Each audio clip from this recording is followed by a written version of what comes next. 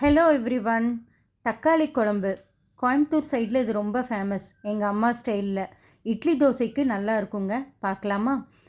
3 தக்காளி, 10 to 15 சின்ன வெங்காயம் உரித்தது, 10 பல் பூண்டு, ஒரு துண்டு இஞ்சி, பட்டை, கிராம்பு, சோம்பு, துருவின தேங்காய் அரை மூடி, சாம்பார் தூள் 1 டீஸ்பூன், மஞ்சள் தூள் 1/4 டீஸ்பூன்.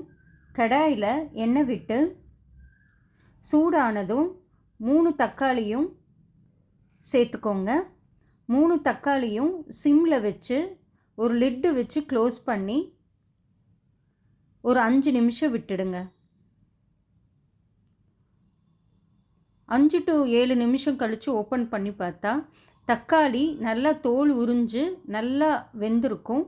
இந்த ஸ்டேஜில் அதை தனியாக எடுத்து வச்சுக்கோங்க. அதே எண்ணெயில் கட் பண்ணி தோல் உரித்து வச்சுருக்க சின்ன வெங்காயத்தை சேர்த்திக்கோங்க. அதோட பூண்டு, இஞ்சி இதையும் சேர்த்திட்டு நல்லா வதக்கிக்கோங்க.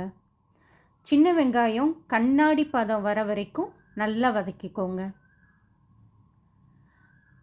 வதங்கினதுக்கப்புறம் மிக்ஸி ஜாரில் வதக்கின சின்ன வெங்காயத்தை போட்டுக்கோங்க. அதோட பட்டை, கிராம்பு, சோம்பு இதை வதக்க வேண்டாம், அப்படியே நேராக சேர்த்துக்கோங்க. தக்காளி வதக்குனது நல்லா ஆறுனதுக்கப்புறம் சேர்த்திட்டு துருவின தேங்காய் ஒரு மூடி ஃபுல்லாக சேர்த்திக்கோங்க.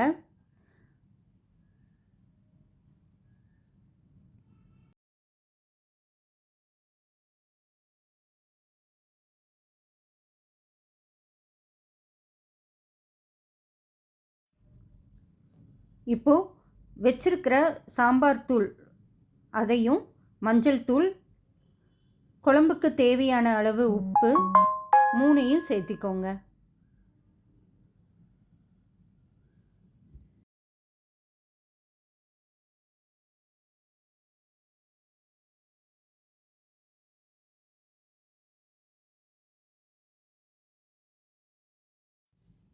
மிக்ஸி ஜாரில் நல்லா பிளெண்ட் பண்ணி எடுத்துக்கோங்க.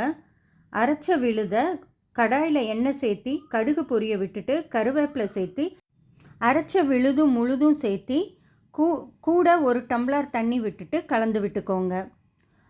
ஃபஸ்ட்டே எல்லாத்தையும் வதக்கி செஞ்சதுனால ரொம்ப நேரம் கொதிக்க விட வேண்டாம். நல்லா கெட்டி பதம் வர வரைக்கும் சிம்மில் வச்சுட்டு நல்லா திக்கான கன்சிஸ்டன்சி இருக்கும்போது ஆஃப் பண்ணிட்டிங்கன்னா தக்காளி குழம்பு ரெடி. இதில் ஆக்சுவலாக நீங்கள் காலிஃப்ளவரும் சேர்த்திக்கலாம். இது ரைஸ்க்கும் நல்லாயிருக்கும், இட்லி, தோசை இதுக்கெல்லாம் சூப்பரான சைட் டிஷ். எப்பயுமே சாம்பார் வச்சு போர் அடிக்காமல் இந்த மாதிரி ஒரு தடவை ட்ரை பண்ணி பாருங்கள். ட்ரை பண்ணி பார்த்துட்டு சான் குக்கிங்கில் டிஃப்ரெண்ட்டான ரெசிபீஸ் பாருங்கள். ட்ரை பண்ணுங்கள், சப்ஸ்கிரைப் பண்ணுங்கள், ஷேர் பண்ணுங்கள். Thank you for watching this video. Bye bye.